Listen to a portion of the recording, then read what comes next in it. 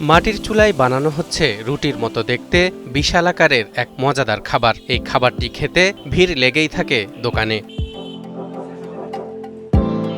সুস্বাদু এই খাবারটি দামেও বেশ সস্তা, মাত্র ২০ টাকা দিয়েই পেট ভরে খাওয়া যায়। খাবারটির সাথে ফ্রিতেই পাওয়া যায় কাঁচা মরিচ, পেঁয়াজ আর আলু ভর্তা। যে মায়ের হাতের গ্রামটা সেইটা স্বাদটা পেতে হলে আসলে এখানে আসি।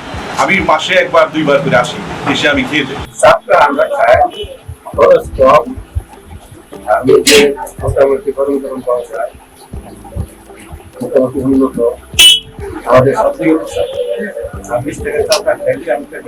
খাবারটির নাম ঝাল চাপড়ি। এটি তৈরি করতে বিশেষ কোনো মশলা ব্যবহার করা হয় না। আটার সাথে পানি, কাঁচামরিচ, পেঁয়াজ, হলুদ আর সামান্য কালো জিরা দিয়ে প্রথমে ভালো করে মিশিয়ে নেওয়া হয়। এরপর চুলায় বিশাল আকৃতির একটি কড়াই বসিয়ে তার উপর মিক্স করে আটা লেপে দেওয়া হয়। লাকড়ির চুলার আঁচে ধীরে ধীরে তৈরি হতে থাকে সুস্বাদু ঝাল চাপড়ি। মচমচে হলেই চুলা থেকে নামিয়ে গরম গরম পরিবেশন করা হয় ক্রেতাদের মাঝে। ২০ টাকা ৩০ টাকার হলে হয়ে যায়।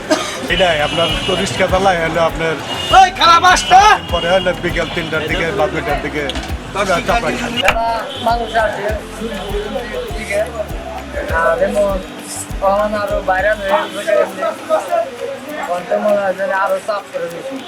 তুলনামূলক কম দাম আর মুখরোচক হওয়ায় সব শ্রেণী পেশার মানুষের কাছে এই খাবারটি দিন দিন জনপ্রিয় হয়ে উঠছে। চাকরি অনেক সময় বৈদ্য গ্রামের ঐতিহ্য ছিল এক সময়, সেই ঐতিহ্যটাকে ধরে রাখা হলো। পাশাপাশি যে খাবারটাকে খাচ্ছি এটা সেই বাবা মার যে মায়ের হাতের যে ছোঁয়া, সেই ছোঁয়াটাও এখানে এসে পাই। যে কারণে এটা আমাদের যে বৌজি যারা আছে, আমাদের ভাবি চাচি যারা আছে, এখন বর্তমান প্রজন্মের যারা আছে, তাদের পক্ষে এই ধরনের রান্না করে বা এইভাবে বানিয়ে এরকম একটা পিঠা বানিয়ে খাওয়ানোর মতো তাদের ক্যাপাবিলিটি নেই। টাঙ্গাইলের নাম এলেই ভোজন রসিকদের মনে পড়ে যায় ঐতিহ্যবাহী পোড়াবাড়ির চমচমের কথা। কিন্তু বর্তমানে মিষ্টির পাশাপাশি দিন দিন ছড়িয়ে পড়ছে এই ঝাল চাপড়ির কদর।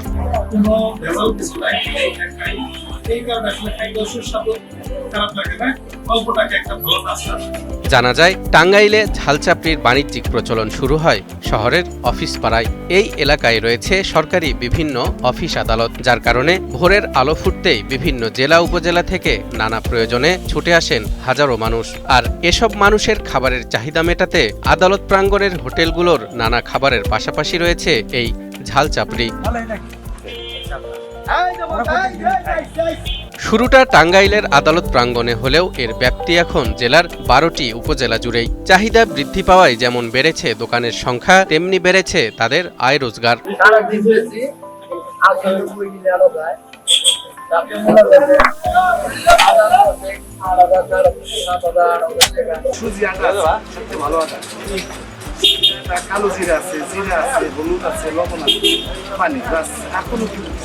বর্তমানে টাঙ্গাইলের আদালত প্রাঙ্গণে প্রায় ১৫ থেকে ২০টি চাপড়ির দোকান রয়েছে। টাঙ্গাইলের চমচমের মতো চাপড়ির সুখ্যাতিও ছড়িয়ে পড়ছে দেশের বিভিন্ন প্রান্তে।